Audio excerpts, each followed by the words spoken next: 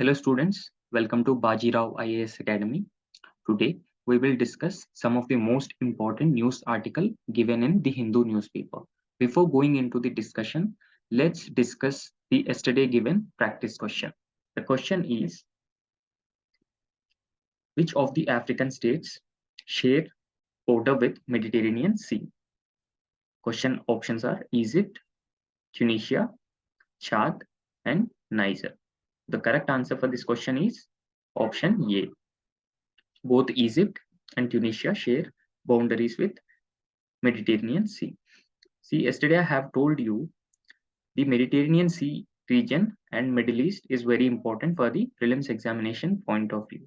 So therefore, you have to carefully observe the states located around the Mediterranean Sea. In this map, you can see this is Mediterranean Sea. Okay, so this is Mediterranean Sea. Countries in the African continent sharing border with Mediterranean Sea are Egypt, Libya, Tunisia, Algeria, and Morocco. These are the countries sharing border with Mediterranean Sea. This is Middle East. Also look for countries which sharing border with Mediterranean Sea in the Middle Eastern region as well, so that it will be helpful for your exam. The next question, the practice question for today is, in which of the following states Kuno Pulpar National Park is located? See, Kuno Pulpar National Park is very important because cheetahs, the African cheetahs, reintroduced into this Kuno Pulpar National Park. Very high probability that UPSC may ask questions from this national park. In which of the following states this national park is located? Answer options are Gujarat, Rajasthan, Madhya Pradesh, Maharashtra. Please comment the option in the comment box. Okay, so let's get into the today's news analysis.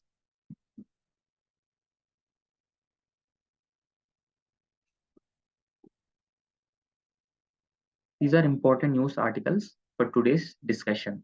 They are: one, time to put price on carbon emissions. This is about emissions, increasing emissions, and need to put a price on carbon emissions so that the industries will be able to shift from the fossil fuel emissions to more innovative techniques that reduces emissions, and that will also benefits countries meeting their nationally determined contributions in the long run. Second news article, defamation law, a blow against freedom of speech and expression. Recently, a Supreme Court uh, dismissed a petition filed regarding declaring defamation as unconstitutional. So this article is in the backdrop of defamation and how it is a blow to freedom of speech and expression. The third article is disqualified lawmakers and election commission's opinion. Disqualified lawmakers under 10th schedule of the Indian Constitution and Article 191 of the Indian Constitution are not allowed to contest elections for 5 years.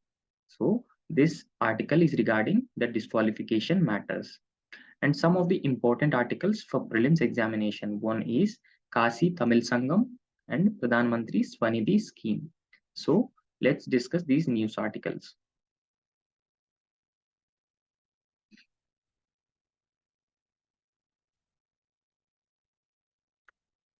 So the first news article of today's discussion is putting a price cap on carbon emissions, right?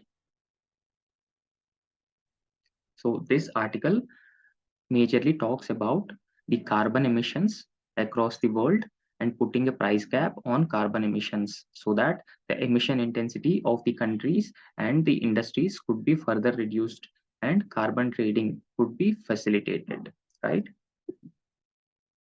So in this article, the author is talking about there is absence of price on resources such as air, forest.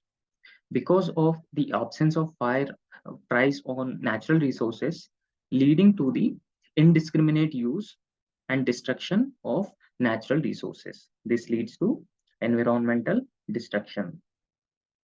So this also indiscriminate use of resources and lack of a price cap on resources also leading to higher carbon emissions, relentless carbon emissions.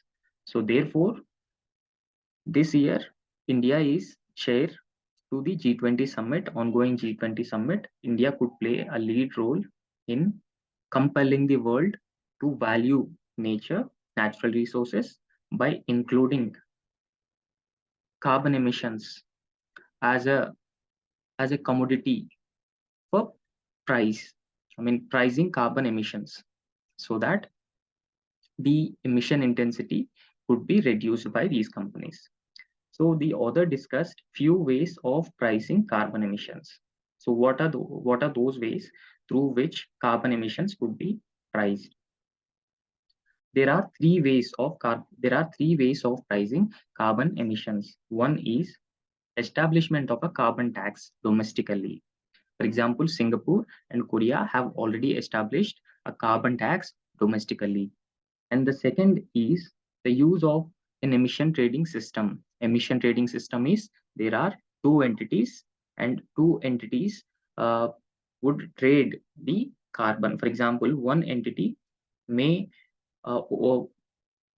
release excessive emissions into the atmosphere. On the other hand, the other entity is able to use more energy efficient techniques and release a very less carbon emissions into the atmosphere. So therefore, the entity which released very less emissions have a carbon credit with it. So it can trade carbon credits. It can sell the carbon credits to the other entity which has been releasing excessive gases into the atmosphere. So this is about the emission trading system. We will discuss this emission trading system in a detailed manner after this article. And next is European. This is implemented in European Union and China. The third is application of an import tariff on carbon content. If a country has been importing uh, certain products, and on those products carbon tariffs needs to be imposed. This is another way of pricing carbon emissions, right? However, this has been proposed by the European Union. So some 46 countries, the author is saying that only 46 countries are pricing carbon dioxide, the carbon emissions, right? And it covers only 30% of global greenhouse gases. The 46 countries are pricing carbon emissions. This contributes only 30% of the global greenhouse gases. And the average price of uh, greenhouse gas average price of carbon is just $6 a ton. This is the price imposed on emission. So this is just a fraction of estimated harm from pollution.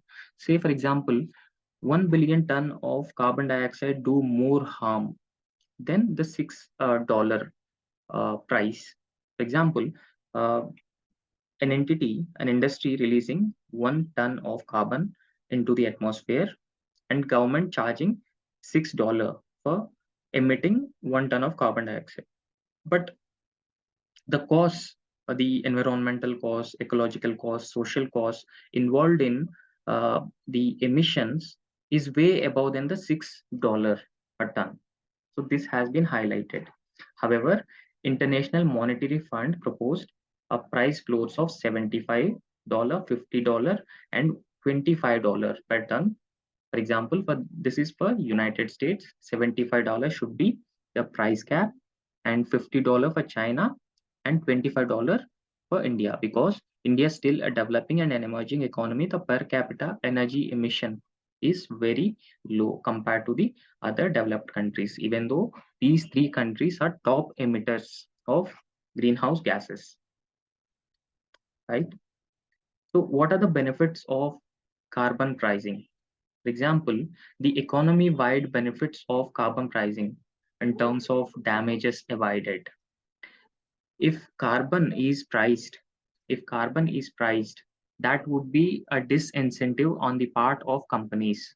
So they switch towards renewable energy, or they may use more efficient energy resources or machinery and bring in technology. They invest in technology that reduce emissions, and they may use new equipment like catalytic converters that reduce emissions into the atmosphere. So this is one such advantage of introducing carbon pricing, right? Because the damages generally outweighed the cost it imposed on individual industries.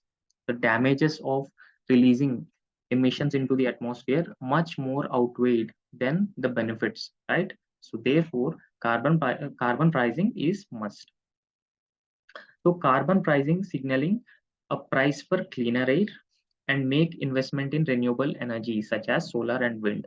Earlier we have discussed this will be an opportunity for companies to invest in clean energy such as solar and wind, right? So this has been rightly highlighted by the author.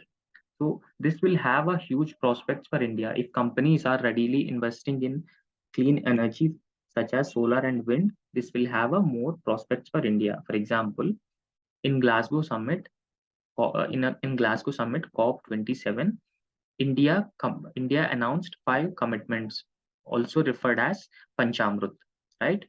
So companies switching towards the cleaner fuels would help India achieve its targets, along with the nationally determined contributions promised under COP21.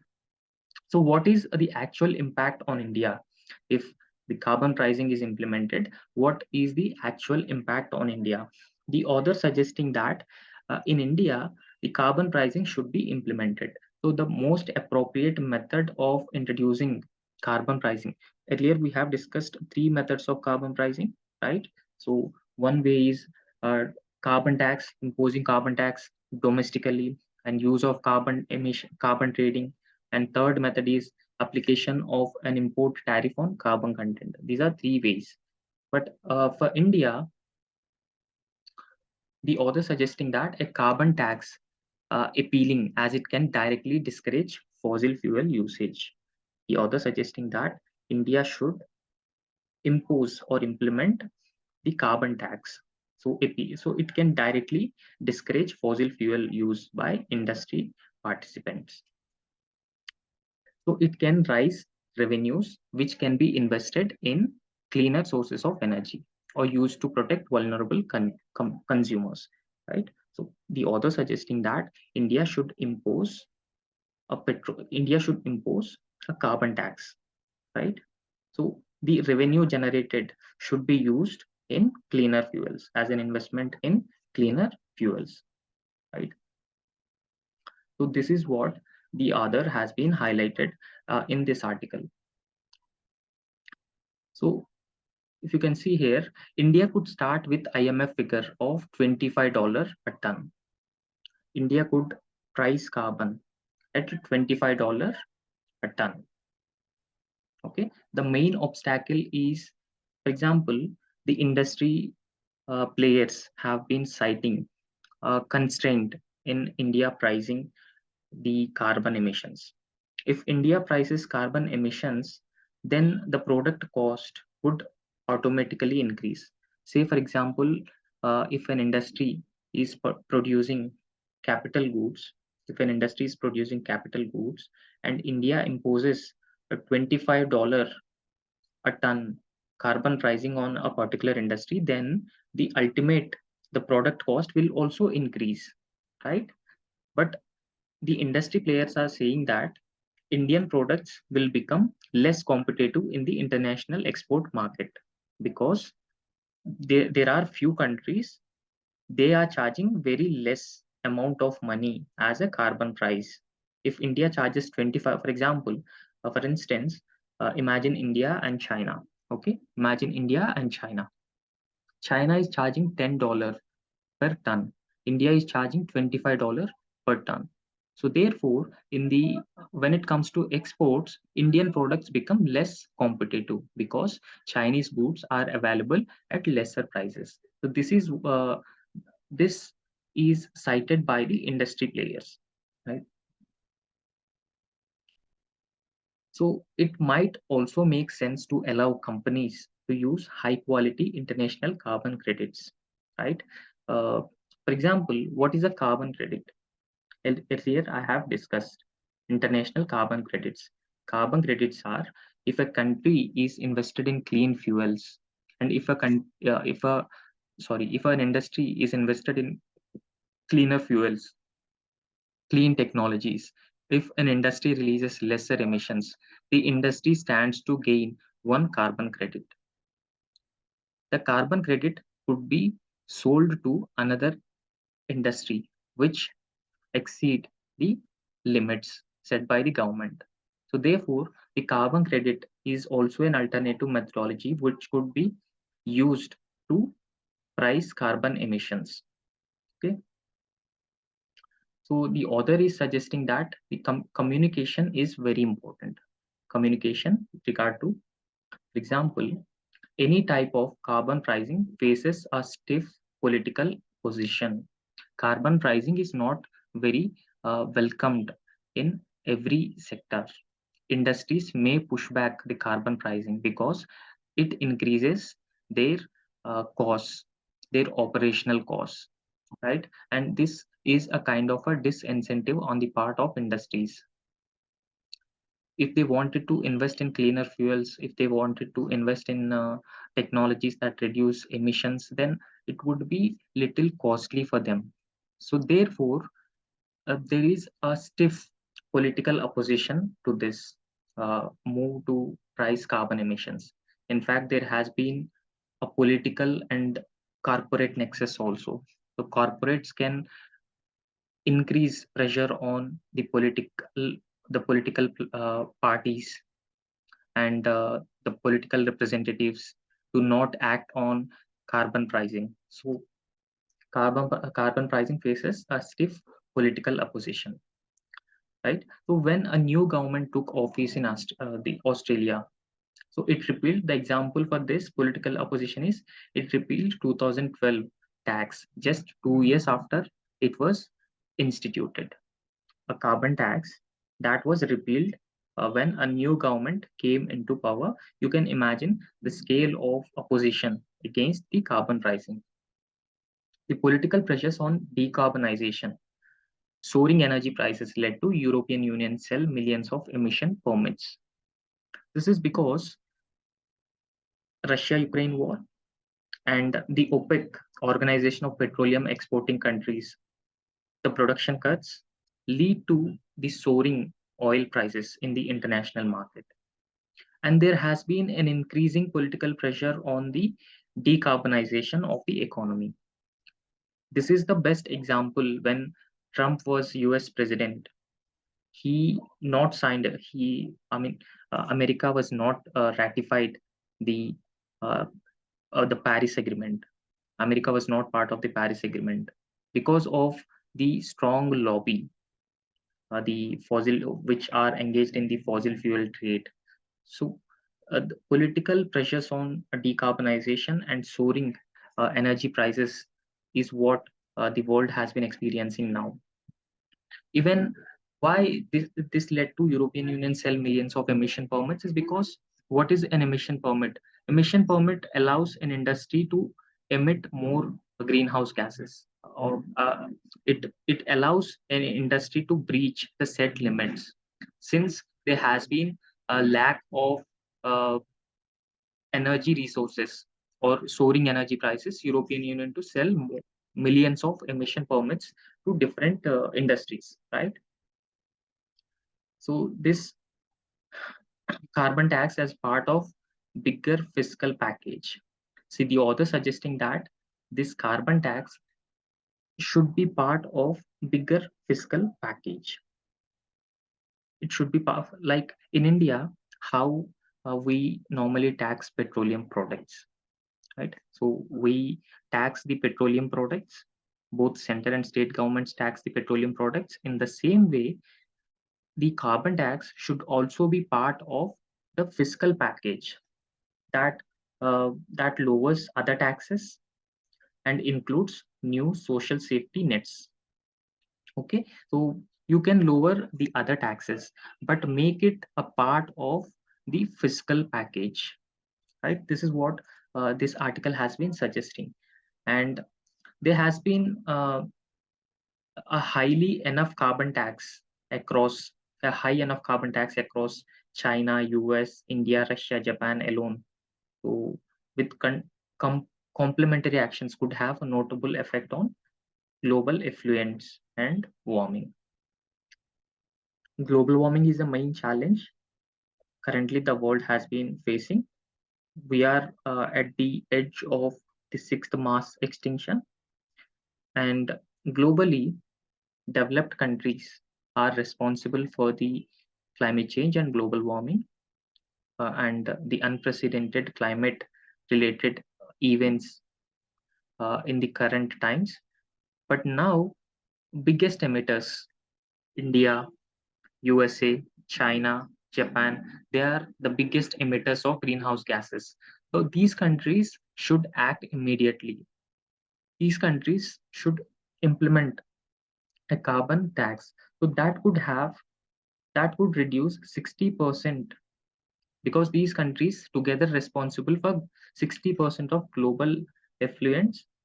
So therefore, this will have, if these countries implement carbon pricing, will have a significant impact on reducing global warming and emission, right?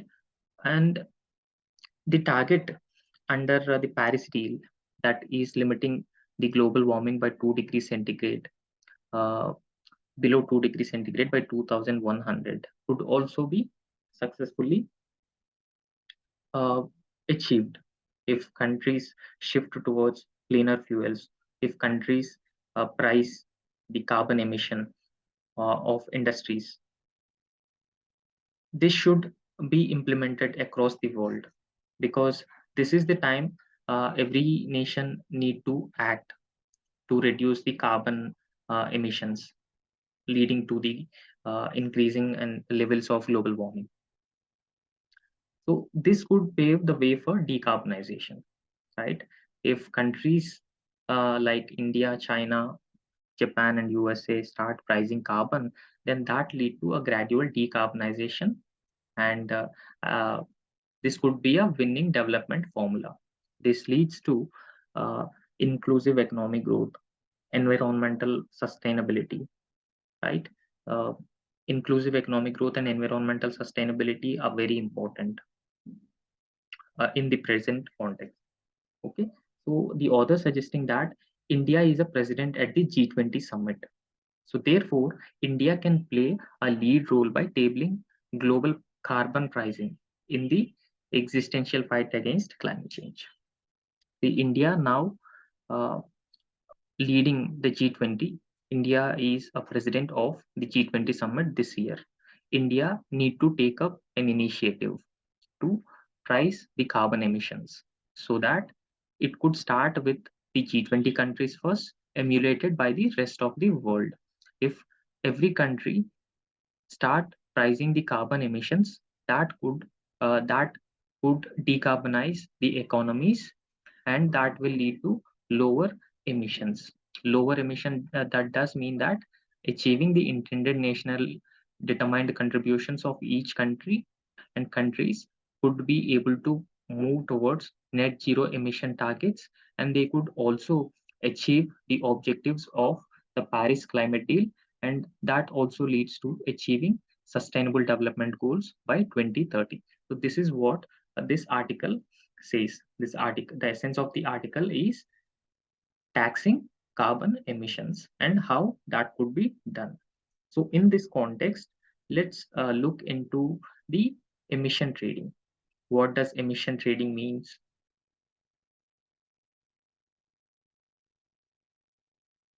In the previous news article, we have discussed what is carbon pricing. We also discussed the carbon credit mechanism and carbon markets. Now we will discuss this in detail. What is carbon market and carbon credits? See here, you can see uh, a carbon markets are a tool for putting a price on carbon emissions. Every industry releases carbon emissions into the atmosphere. Carbon market is a tool for putting a price on carbon emissions. It, it allows trade of carbon credits with overall objective of bringing down emissions. The overall objective is bringing down emissions, and this facilitate the trade among the carbon credits.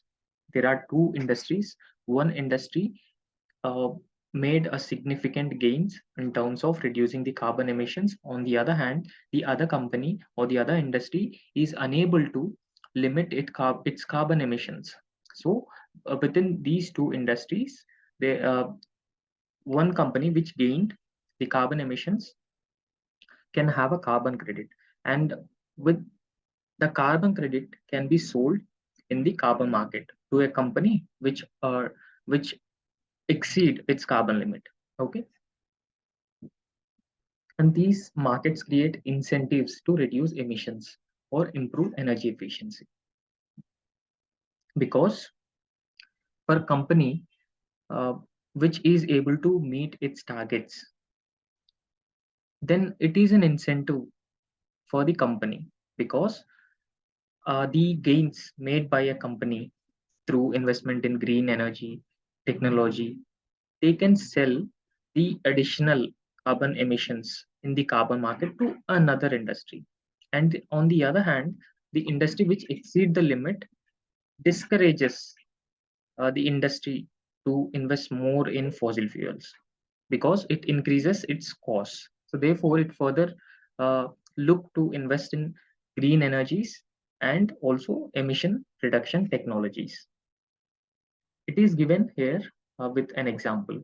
An industrial unit which outperforms the emission standards gain credits.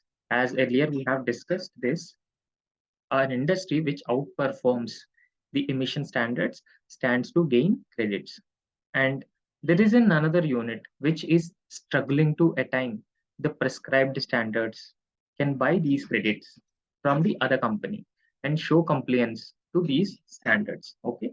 So after buying the credit, uh, the carbon credit certificate, the other industry which exceed its target can show the compliance, right? The unit that did better on the standards earns money by selling these carbon credits, while the buying unit is able to fulfill its operating obligations. Every company have an obligation.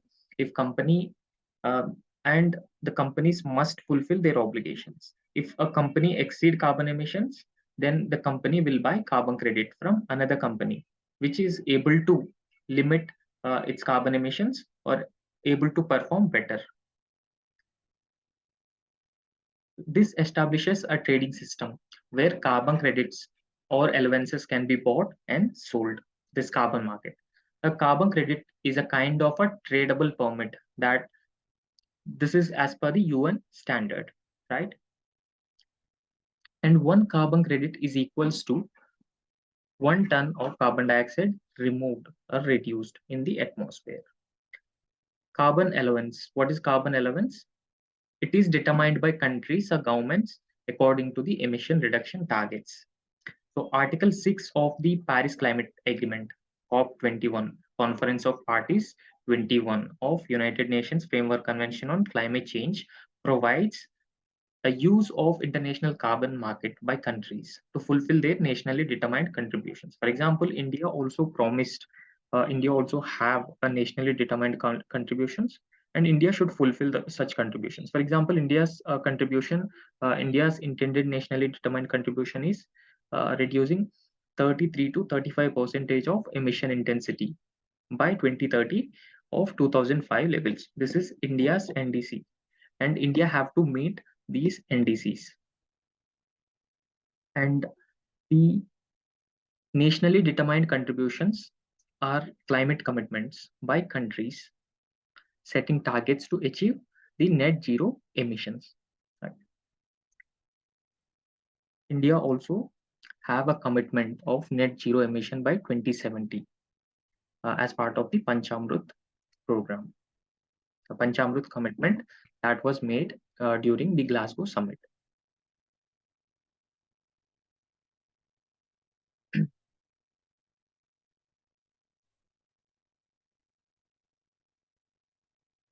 Here you can see it is discussed clearly. So this is emitter A, this is emitter B, and this is emitter A. This is the given target. This is the given obligation for each company, the real greenhouse gas emissions.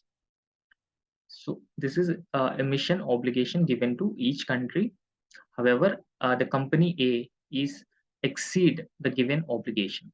Okay, the company A exceed the given obligation. However, company B not even reached the given obligation. So that means that it invests in renewable energy, it invests in better technologies, so therefore it is not even able to meet the target, the obligation.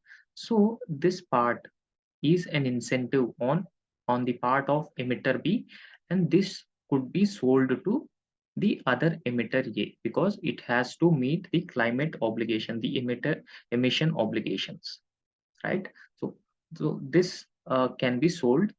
The this part of emitter A would be sold to emitter A so that both the companies could meet the obligations, and the trade will be facilitated by a carbon market.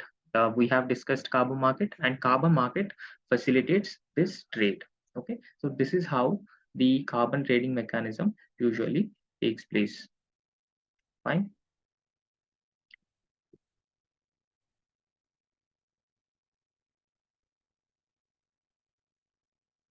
So the next news article for today's discussion is this is about the defamation. See, recently Rahul Gandhi convicted to 2 years of sentence, 2 years of imprisonment uh, on his comments on a Modi community, a Modi community, right? It amounts to criminal defamation, and a local court uh, imposed a sentence of 2 years that led to his disqualification as a member of Lok Sabha. So, in this context, let's discuss what is defamation, what is criminal defamation and civil defamation, how defamation is a blow against freedom of speech and expression, right? So, this has been briefly discussed. The president about Rahul Gandhi, former Congress President Rahul Gandhi, sentenced to 2 years of imprisonment over 2019 defamation case. Right. So this is in this context. Recently, Subramanian Swamy filed a petition in Supreme Court. Right. So recently, Subramanian Swamy filed a petition in Supreme Court asking Supreme Court to declare defamation as unconstitutional because it is violation of freedom of speech and expression. So therefore, it should be declared as unconstitutional. In response to the petition, the Supreme Court says that defamation, while defamation is violation of right to reputation, which is part of Article 21 of the Indian Constitution. So therefore, defamation is constitutionally valid and dismissed the petition filed by Subramanian Swamy. So in this context, it is discussed in a very comprehensive manner how defamation amounts to the violation of fundamental rights, other fundamental rights, especially the fundamental right to freedom of speech and expression, right? And how the defamation would be a grave threat to the fundamental freedoms in future. And it has been discussed very clearly. The Supreme Court rejection of the petition declaring defection as declaring defamation as an unconstitutional. So using reputation as a right. See, Supreme Court says right to reputation was protected under Article 21 of the Indian Constitution. So see, over a period of time, the ambit of a right to life and personal liberty has been widened by the Supreme Court, including different rights. For example, right to sleep, right to a healthy environment are part of Article 21 of the Constitution. In the same way, the right to reputation is also made part of the Indian Constitution. And defamation violates right to reputation. So therefore, it is also amounts to the violation of the fundamental rights.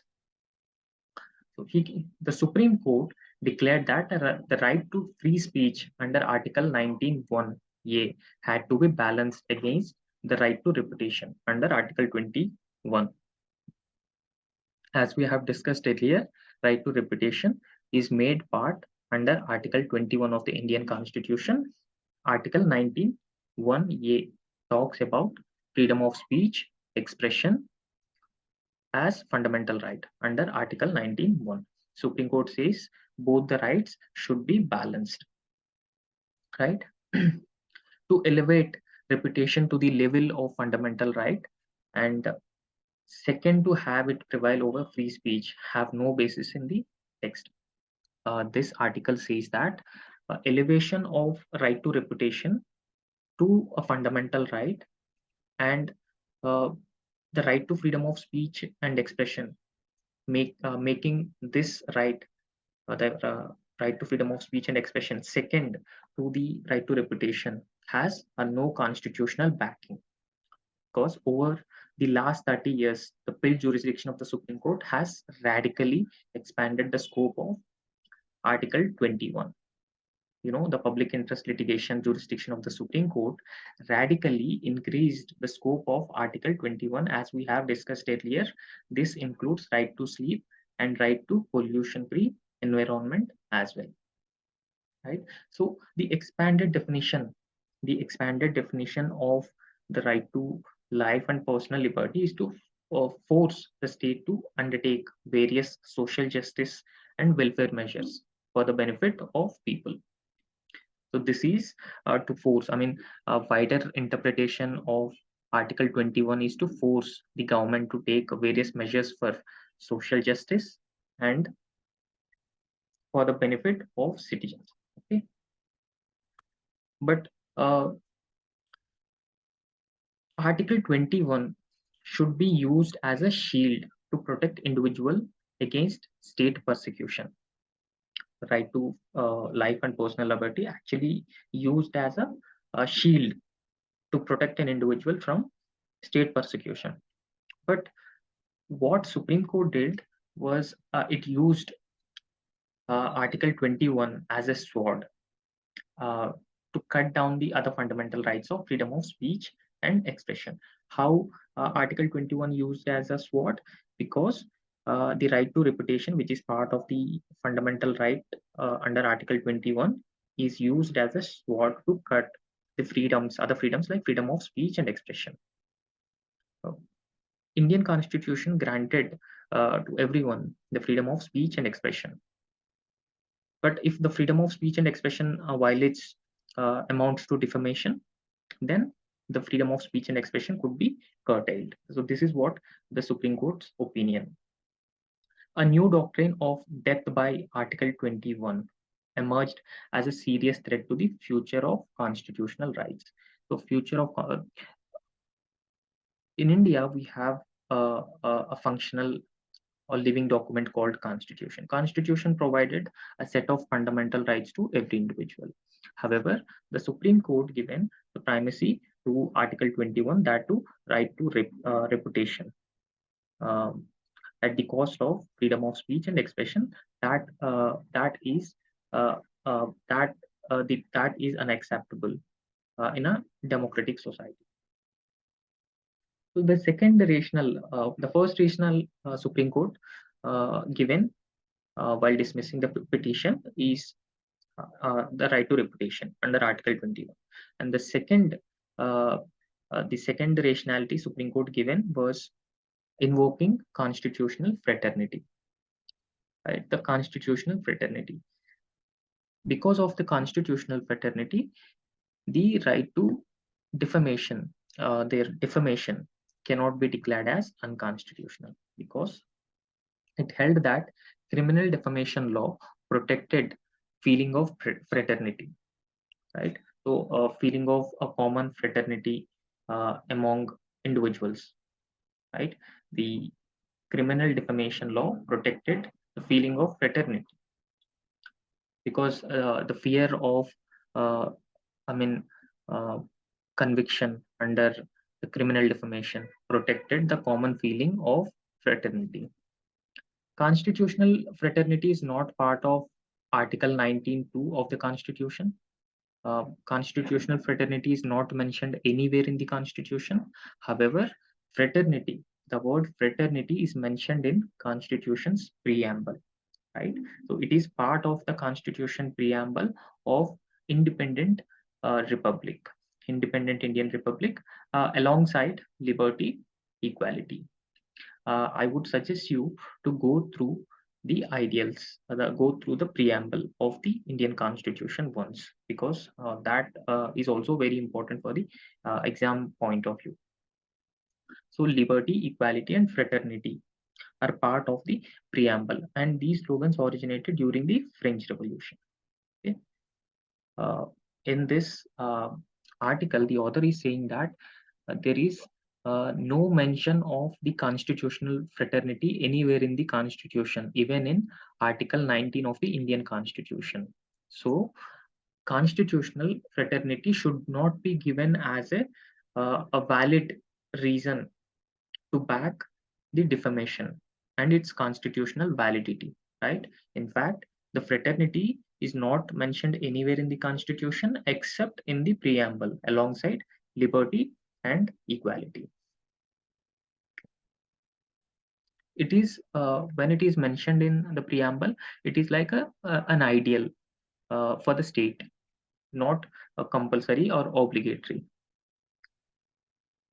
So the Supreme Court using fraternity to cut down civil rights. The existence civil rights here, civil rights means freedom of speech and expression. Uh, the existence of fraternity alongside liberty and equality is due to the realization that in a deeply unequal society, guaranteeing civil rights and equality before law are not enough. Indian society is considered as a deeply unequal society. The reason for including fraternity is that guaranteeing civil rights and equality before were not enough. So therefore, the fraternity was also introduced. What was Dr. B.R. Ambedkar's opinion over liberty, equality, and fraternity? Dr. B.R. Ambedkar says that liberty cannot be divorced from equality, and equality cannot be divorced from liberty as well. Nor liberty and equality can be divorced from fraternity. This was his opinion about liberty, equality, and fraternity. So fraternity then was meant to contemplate civil rights, not destroy them. Fraternity is enshrined in the preamble to further strengthen the civil rights, but not to contain these civil rights, as done by the Supreme Court. I mean, by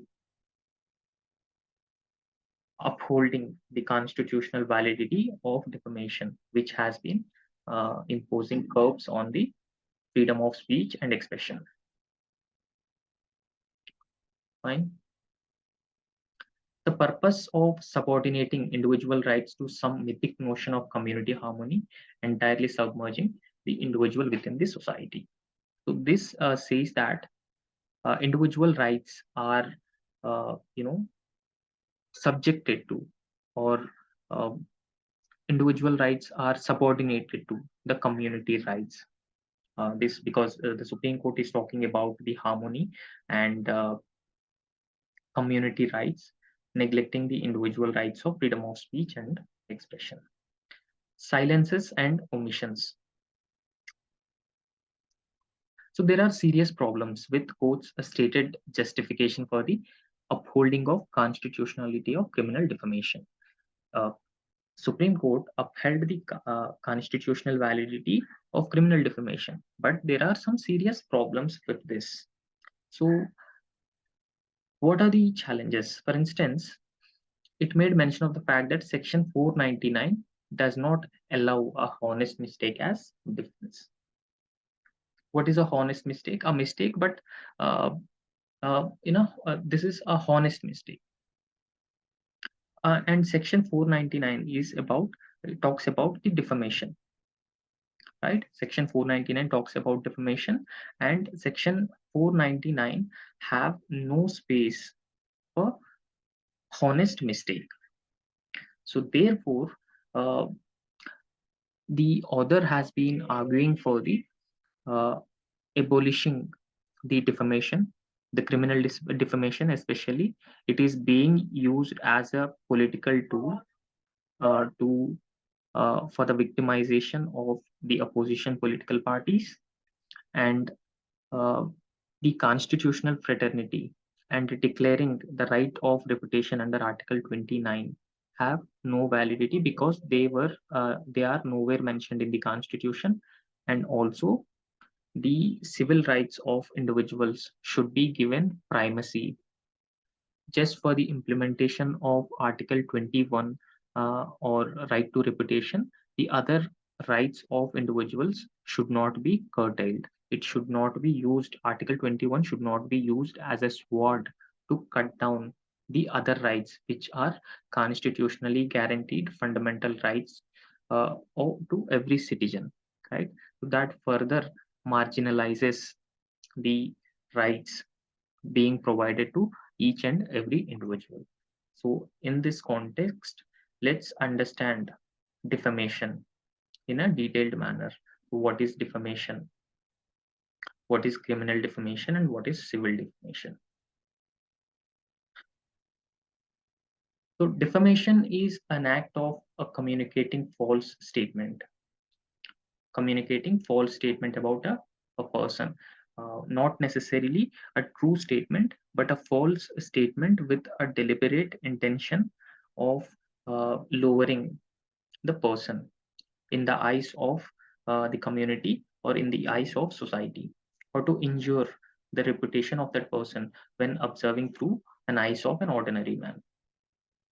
Any false, unprivileged statement published or spoken deliberately, intentionally, knowingly, with intention to damage someone's reputation also amounts to defamation.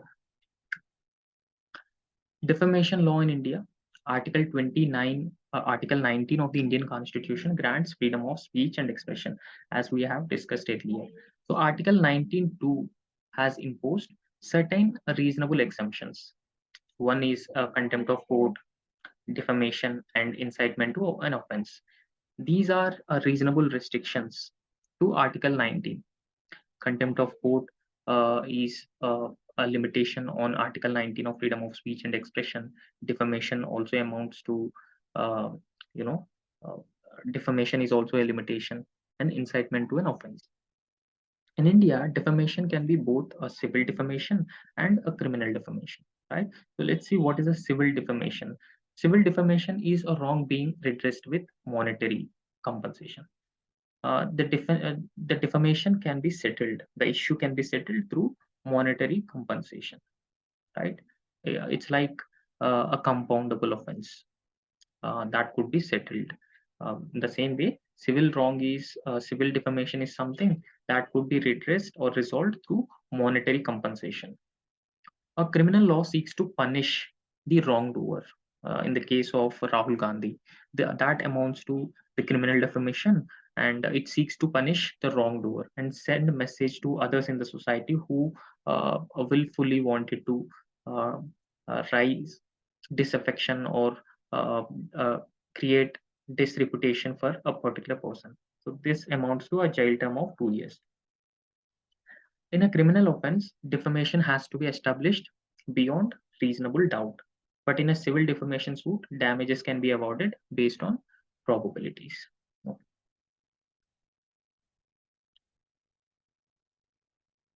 So the next news article for today's discussion is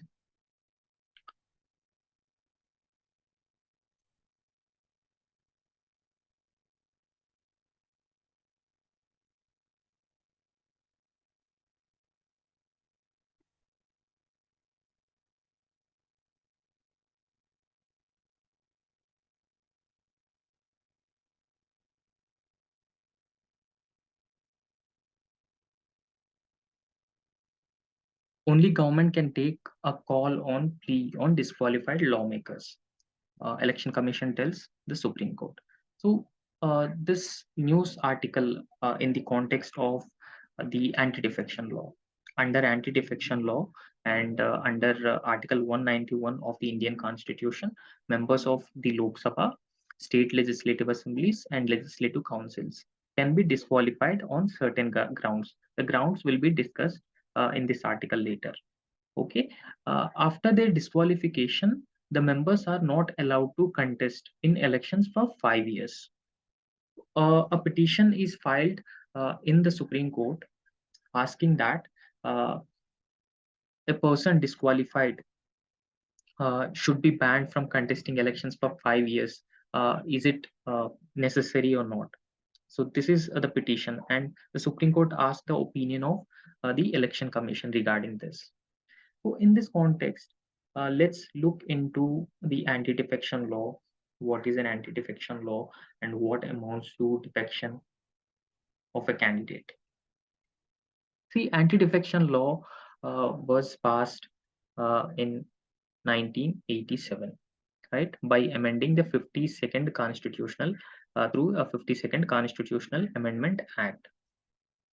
It included 10th schedule in the Constitution. 10th schedule of the Constitution deal with anti-defection law. Several times asked in UPSC preliminary examination, so remember this. So any MP, MLA disqualified if he voluntarily gives up the membership of his political party. If he gives the membership of a political party, he'll be disqualified. And elected members or nominated ones who are members of a party, if they join any political party after being elected, so immediately after their election, if they join any other political party, they'll also be disqualified. If they votes or abstains contrary to the party's direction, if they vote contrary to the political party from they are elected, then they will also be disqualified. Okay. However, if a party condones the legislator within 15 days, the disqualification can be nullified. Condones, that does mean that if a party given a flexibility, or if a party uh, is flexible on anti-defection, then disqualification can be nullified. So independence, even if an independent candidate joins any other political party, he'll also be disqualified. A nominated member join any other political party after 6 months of his selection, he'll also be disqualified. However, there are certain exceptions to this anti-defection law. Those exceptions are if a speaker or a chairman um, resigns for the membership of their respective political parties, they'll be given exception. One could resign from the party and rejoin if the office is demoted later. If a parent party is merged into another with 2/3 of the members voting in favor of for example, there are two political parties, and one political party decided to merge with the another political party, but 2/3 of members should be ready to join another political party. Only then they will be provided an exception under the anti-defection law. Otherwise, they are also subjected to anti-defection law. So some points of debate over the anti-defection law. What are they? A member may be unable to express his actual beliefs, which are contravention to the party line. If a member expresses his views contrary to the opinions or beliefs of a political party to which he belongs to, then he will also be subjected to disqualification under anti-defection law. This is a point of debate. He does not impinge on right of free speech of legislator. So, I mean, he will not be able to use his right to free speech and expression, because if his free speech goes against the interest of the political party, he will be disqualified under this law. The presiding officer could take a partisan decision using law. because the presiding officer is generally from the ruling political party, and in most of the cases members from the opposition political parties also join uh, opposition political parties join the ruling parties. Since invariably the speaker from the ruling party, he would take a partisan decision not to act upon the uh, the disqualification petition filed in the house. However, uh, the other concern of the anti-defection law is that the law provided no timeline within which the speaker has to decide this matter. However, the Supreme Court, one of its judgment held that it should be resolved within 3 months. 3 months time has been provided by the Supreme Court. So, decision under law should be made by the president or governor on the advice of the. See, this is some recommendations related to the anti-defection law by some important committees. So you should also remember this, these committees and what are their recommendations, because for the perspective of mains examination, this is very important. Anti-defection law, main problems, and some of the recommendations provided by different committees. What are the committees? Uh, the Law Commission. The Law Commission report, 170th report of the Law Commission, says that parties should issue a whip only when the government was in danger. Political parties should not issue a whip every time. Uh, when the government feels that their when the party feels that the government is in danger, only then they should issue whip. And Venkat Chalaya Commission, this commission says that defectors should be barred from any ministerial remunerative position for remaining term of the house. If an individual is defected from one political party to another political party, he should be barred to occupy any ministerial position in the house. So this is what the Venkatachalaya Commission recommendation. And there is another commission, Dinesh Goswami Committee on electoral reforms. So this is a very important committee on electoral reforms. This committee says that uh, restrict the law only on the two cases. This law should be restricted only to the cases of voting deviation from the party's directions, only in case of confidence motion. So in the case of confidence motion, that amounts to the defeat of the government. If they lack majority, only then the anti-defection law should be implemented. And even if a member voluntarily gives up his membership, then also the disqualification uh, could be taken up. And all these committees have jointly recommended that a decision under the law should be made by the president on the advice of the election commissioner. And anti-defection law provided for the uh, speaker of the house to decide on the matters of anti-defection. He will be the final authority. However, these committees have recommended that in the case of parliament, the president should take the decision, and in the case of state legislative assemblies, the governor should take the decision on the advice of the election commission. So this is all about the anti-defection law. So in this context, let's just try to understand the news article given in the today's newspaper.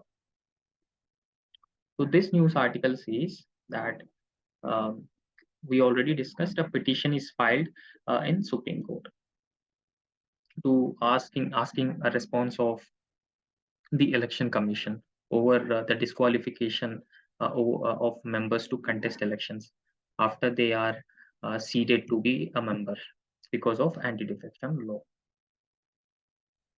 So what is the question? The question is whether a disqualified lawmaker should be banned from contesting elections for 5 years. As of now, a disqualified member is banned from contesting elections for 5 years. In response, the election commissioner says that the union government has the ultimate authority. The commission said that it would be appropriate to have union government to deal with this issue. So union government should deal with the issue instead of taking election commission's opinion. Uh, the petitioner contended that MP or MLA who either been disqualified from the house under the 10th schedule of the anti-defection law or Article 191 E of the Constitution should be barred from contesting election for 5 years. So the petitioner have contended these two provisions, Article 191 and anti-defection law. So what is Article 191? Gives different grounds for disqualification for being chosen as a member of a legislative assembly or a legislative council in a state. So what are those grounds? For example, the grounds are office of profit, being an unsound mind, undischarged insolvent, he's not a citizen of India or voluntarily acquiring citizenship of a foreign country, being under any acknowledgement of allegiance adherence to a foreign state. These are some of the grounds where a member of a legislative assembly or legislative council will be disqualified under Article 191(1) subsection E. So the issue invoked in this matter pertains to Article 191 of the Constitution.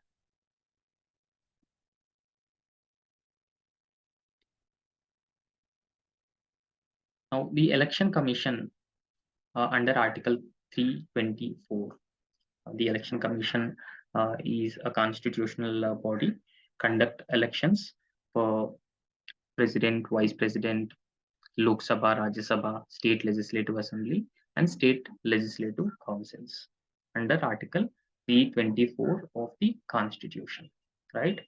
So it has been given in this paragraph. So this is all about the anti-defection law and disqualification of members on different grounds, which we are already discussed. And once a member is disqualified from the membership of the House, he will not contest elections for the next 5 years. And Supreme Court asked opinion of the Election Commission whether a member can contest elections or not. So the Election Commission replied that it would be better or appropriate to consider the opinion of the union government in this matter, whether a disqualified member can contest elections after in the next general election, because once he is disqualified, in by-polls could be conducted, and in by-polls is not eligible to, the disqualified member is not eligible to contest elections. So why the 5-year disqualification is mentioned is because this will be a strict punishment on the part of the member, and this is also to set a strong precedent for other members also from disqualifying from defecting other political parties. See, India is a parliamentary form of government where different political parties uh, uh, claim to form the government. If members defect from one political party to another political party, that leads to instability in the governance process. And that also increases corruption, horse trading, unethical political culture. So therefore, it is important to curb the anti-defection law. However, there are certain drawbacks within the anti-defection law also, as we already discussed. Okay, so this is about this article, but this article is very important for the mains perspective and prelims perspective also. Okay, the next news article of today's discussion is PM Swanidhi scheme, Pradhan Mantri Swanidhi scheme.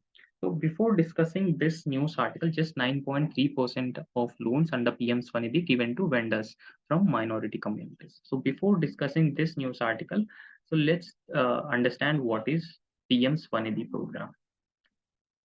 The scheme was announced as part of economic stimulus to Government of India announced economic stimulus during the COVID-19 pandemic to tide over the existing to tide over the existing economic crisis.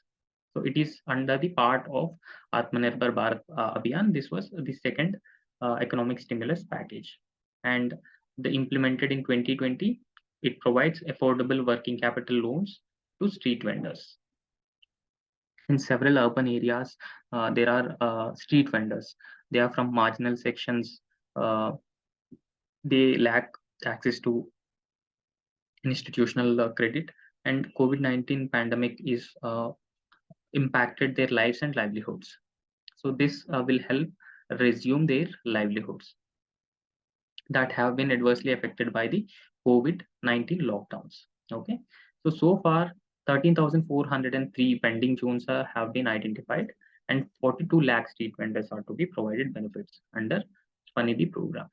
So under Swanidhi program, the street vendors in different urban areas across the country will be identified, and financial assistance will be provided to them so that it will help resume their livelihoods. Understand? Okay. Funding, it is a central sector scheme. Understand the difference between central sector scheme and centrally sponsored scheme. In central sector scheme, the center provides a full financial support to the state governments to implement a particular scheme, and it will also be implemented by the state government. When it comes to centrally sponsored schemes, both center and share a certain sum of money for a particular program. For example, center and states share 60-40 ratio and 60-90 ratio in the case of special category states. So this is how the central sponsored schemes are being implemented. But this scheme is a centrally sponsored scheme, fully funded by the Ministry of Housing and Urban Affairs, because most of the street vendors are in urban areas. This scheme is implemented by Ministry of Housing and Urban Affairs, and this help facilitate working capital loan and incentivize regular repayment and reward digital transactions. So what is incentivization of regular payment? For example, if a vendor after taking loan pay his due regularly, then a certain interest subvention would be provided to the street vendor, and it will facilitate a working capital loan, a capital loan, so further expand his business opportunity or to improve infrastructure, business related infrastructure. What is the significance? This scheme will open up new opportunities for street vendors, so to move up in an economic ladder. Of course, financial assistance to street vendors will help improve their livelihoods. Now in this context, let's discuss this news article.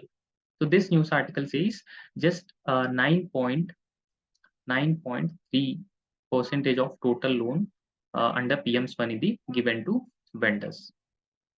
So in this context, we understood what is Prime Minister Swanidhi and what are its objectives. So a total of 42.7 lakh loans amounting to 5,152 crore has been disbursed.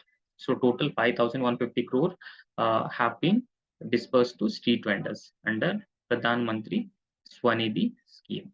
Okay. So out of which only 3.98 lakh or 9.3% of total beneficiaries are from minority communities. So despite minorities, a 20% of population, despite minorities constitute a 20% of the total population, uh, their share is just 9.3% in Pradhan Mantri Swanidhi program. So their representation amongst street vendors is reported to be a manifold. Uh, the representation of minorities in the street vendor category is more than 20%, owing to their myriad socio-economic reasons. So this scheme uh, neglected minorities. This is what this article has been portraying about. The details of the scheme we already discussed in a very detailed manner. This data is not very important for the exam. Just remember. So this is important. The Pradhan Mantri Street Vendor Nidhi program is a microcredit scheme. Right, this is a microcredit scheme. This was launched in 2020 to provide hand-holding support to street vendors to tide over the pandemic-induced lockdown or economic stress. So it facilitates collateral-free loans of 10,000 with subsequent loans of up to 20,000 and 50,000 with 7% interest subsidy. 7% interest subsidy will be provided, and the street vendors will not be required to have a collateral while taking up this loans, 10,000 rupees of loans. And Once they take 10,000 rupees, subsequently 20,000 and 50,000 will also be provided to the street vendors. So this is all about the PM Swanidhi scheme, all the provisions, and how it has a lower representation among the minority communities, or a lower dispersal rate among the minorities. The next news article is this is this news article is regarding the Kashi Tamil Sangam, right? So this is Kashi Tamil Sangam. So let's first understand what is Kashi Tamil Sangam, and then we'll discuss this news article.